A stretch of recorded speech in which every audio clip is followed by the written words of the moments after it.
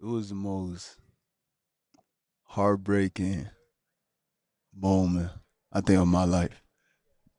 I don't like to use the word depression, but like damn, like not playing basketball. I've been playing basketball since I was 4. So yeah.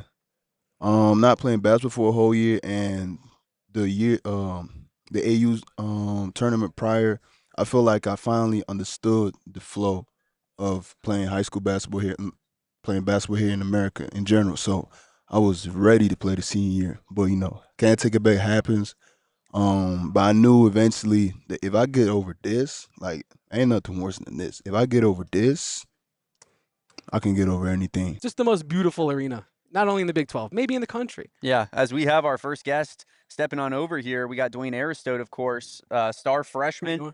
Good to meet you, Dwayne. Nice. Thank you for sitting down with us, my guy. We'll let you get that headset on in a second, Yeah. but definitely excited to talk to, stud, star, freshman, 4-star, high 4-star, Dwayne Aristode. Maybe should have been a 5-star, we think. Hey, that's up to them. I don't care. I'm in college basketball, man. Yeah, I don't it don't matter anymore, that's for sure. How is the adjustment?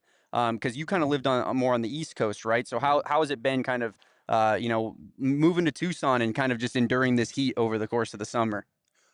It's been pretty okay. The first 2 days, I'm not gonna lie, I almost died. Uh, yeah, but since that, it's been favorable because I love the heat. I'm African, my descent, so I just love the heat. That's all I can say. I love the weather. So a lot of people say they don't love it. Like Murph and me, like assistant coach, you always talk about like the weather is great, man. Why y'all complaining? Like, man, I come from a place 2 years high school. It was snowing every time, and back home, it's raining every day. That's depressed. So yeah, I couldn't complain. I love the weather. Yeah, there's something to be said about feeling like the sun on your skin every day. Yeah. And but you do say you almost died. What did that entail? Like what went on that means you almost died?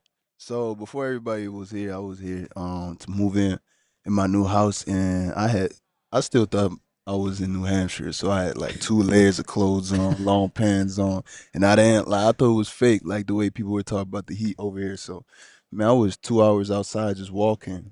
No, no, trying to get covered like shadow and everything. It didn't help. Drenched in sweat. I think I lost like 5 pounds in like a few hours. Nah, that was not it. But my body got accustomed, so I can't complain. I'm blessed. And you talk about, the amount of weight you lost due to sweat, right? But also, people in the chat, people that watch our show have been talking about your physique and your frame all summer. You are certainly, as Bryce James lets out one hell of a scream, you are certainly not the traditional freshman basketball player, right? And we talk about the physicality of this year's Arizona basketball roster. Do you feel like that's a real strength of this roster, that you guys can be more physical than other teams in the conference? Most definitely. It's not even though it's my first year in college basketball. Even now, no, it's not normal to see these big guys. My age and just people like Toby and Mo. Like we go against each other every practice. So definitely, and that's also one thing. Coach Lloyd, really talks about. Like we have to use our physicality. Like we have a strength that we really could use. So why not use it? So yeah, definitely that. And then, you were talking about this incoming freshman class. You mentioned that you're going up against guys that certainly are not, normal for your age of people. This freshman class is one of the most talented in the country. I believe #2 ranked. Can you tell us a little bit about your interpretation of this incoming class? Obviously, you're a part of it. Koa Peat's a part of it. What is your impression of getting around these guys for the first time, practicing with them? Practicing with them, they're all humble guys and great guys. They not about themselves. They're about everybody else. Talent wise, I already knew how talented they were. It's always amazing to see when on the same team with them or playing against them. Like, 'cause it's the real deal over here. So, man, we got a chance to win this talent. So, I'm extremely blessed to play in like a class like this. Just group of guys that are like dogs, or like talented. Talent doesn't matter if you don't play hard. After the things you're supposed to do to win. So, but definitely blessed to be a part of it. And then I mentioned this #2 recruiting class in the country and that you're a part of that. Do you feel that you as an individual are under the radar in any way coming into this season? Oh yeah, 100%. But not being not being an asshole to it in the sense of I didn't play a whole year, so I understand. You know, end of the day, I kept developing. And everybody here knows. I've been developing, working hard. So eventually it's gonna show. You know, it starts with the work you do over here. And you know, Coach Lloyd's a great plan. But like, I'm gonna do whatever it takes to win. You know, my talent will show, like I said. So I'm not even worried about that.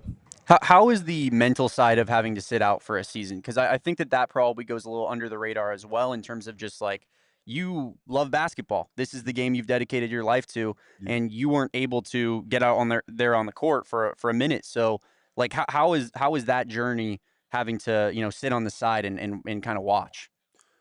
It was the most heartbreaking moment I think of my life. I don't like to use the word depression, but like damn, like not playing basketball. I've been playing basketball since I was 4. So yeah, I think I would like to shout out my teammates at Brewster, my former teammates. Kept me company. Always looking out for me. Knowing that was gonna be my year and that was gonna be our year because I think we would have won the chip. Even though they did a great job there. But yeah, not playing basketball for a whole year and the AU tournament prior, I feel like I finally understood the flow of playing high school basketball here, playing basketball here in America in general. So I was ready to play the senior year, but can't take it back. Happens. But I knew eventually that if I get over this, like ain't nothing worse than this. If I get over this, I can get over anything. So, having excelled and, getting over the hump, multiple rehabs, doing this and just getting back. Nah, it's hell, but like once you get over it, oh, like it's a bigger reward coming. So I'm definitely blessed that I was able to push forward and, thank God that I'm this position now with this team. Has that motivated you this offseason? Like Yeah. the fact that you haven't been able to get out there on the court, like I'm about to bring 200% because I got a whole year in the tank that I'm just sitting on here. I did. I say Merv this all the time. Last year was vacation time. Even my parents, I didn't go to my parents once during these breaks. So, I just, my mom always said, you got to come back. Nah, last year was vacation time. Now it's work time. So, they understand. But definitely motivates me a lot more.